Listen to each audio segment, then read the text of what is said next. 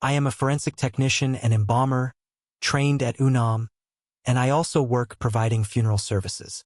One day, we were asked to prepare the funeral of a man who practiced Santeria. From the start, it was complicated. His fellow practitioners wanted the rituals to follow their religious customs, but his family insisted on the traditional Catholic ceremonies. In the end, since the family was paying, everything was done in the usual way: embalming, burial, rosaries, and the 9 days of prayers. Everything seemed normal until about 2 weeks later. At that time, I was living with my wife and our 4-year-old son in my parents' house. After those 9 days, I began to notice something very strange about my boy. He has always been very close to me, but suddenly he started hiding when I arrived home, refusing to greet me, preferring to shut himself away and play alone. At first, my wife and I tried not to worry too much, but soon our son began to have trouble sleeping. His isolation grew worse. Finally, I sat him down and asked what was happening. He looked at me and said, "Dad, the man says you're bad. He tells me to stay away from you. He plays with me, but he scolds me a lot." I froze. I asked him what this man looked like, and my son described, in detail, the very man I had embalmed days earlier. A chill ran through me, but I told my boy firmly not to listen, that I was his father and no one would ever love him like I did. Still, the situation got worse. One afternoon, I heard him arguing with someone, though he was completely alone.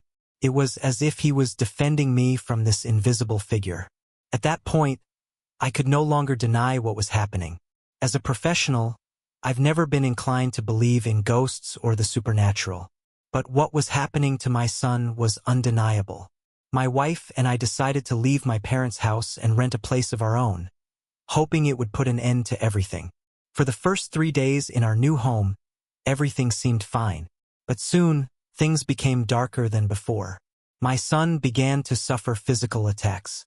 One morning, while getting him dressed, I noticed scratches and bruises on his skin that hadn't been there the night before.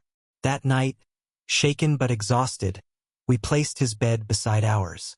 We tried to sleep, but in the middle of the night my wife and I woke up at the exact same moment. By the light of the moon streaming through the window, we saw the outline of a huge, heavy-set man lying next to our son. Instinct took over. I jumped up, shouting, cursing, trying to drive it away.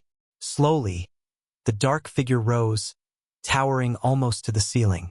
I switched on the light, and in that instant it vanished completely. Desperate, I spoke to a friend who claimed to know about such things. He told me the soul of that man had latched onto my son, trying to cause him harm. He recommended we seek help from people who specialized in the paranormal. We went to a woman he trusted. Her home was filled with an air of mysticism. She examined my son and explained that the spirit tormenting him was the very man I had embalmed, because I had been the one to prepare his body, seal his coffin, and handle the paperwork. Rituals performed against his religious beliefs. His spirit had taken its anger out on me by attaching itself to my child.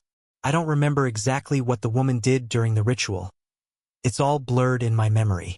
But since that day, we've never seen or heard from that spirit again. Thank you for listening.